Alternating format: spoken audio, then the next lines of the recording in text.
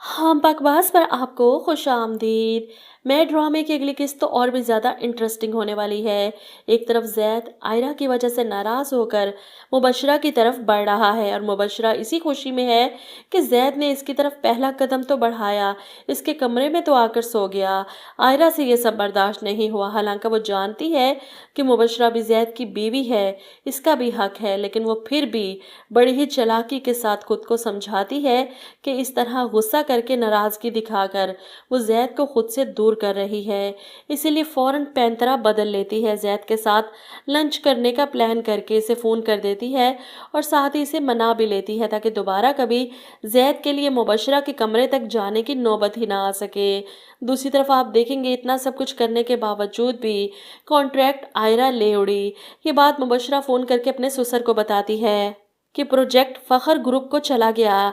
इधर ज़ैद आयरा को मुबारकबाद देता है, लेकिन ऑफिस आकर अपने बाप के हाथों खूब जलील होता है। वो मुबशरा से कहते हैं ये सब कुछ ज़ैद की वजह से हुआ, अरबों का नुकसान हो गया मेरा, अपनी बीवी को तो वो संभाल नहीं सकता, जिसकी वजह से आज बिजनेस कम्युनिटी में हमारा मजाक बनकर रह गया।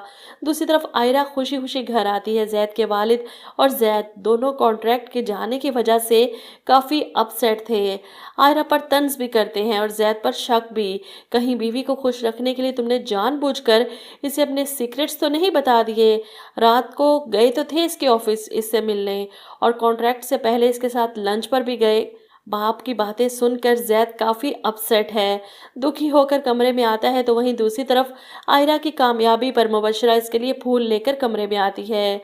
आज कॉन्ट्रैक्ट तुम्हें मिला, ज़्यादा खुशी होती अगर तुम हमारे ऑफिस में काम करती और ये कॉन्ट्रैक्ट हमें मिलता। ऐसे में आयरा और ज़ैद के दरमियान झगड़ा शुरू हो जाता है और मुबशरा ज़ैद की नज़र में अच्छा बनने के लिए इसे कहती है ज़ैद छोड़ दो अब गुस्सा, आयरा की खुशी में खुश हो जाओ।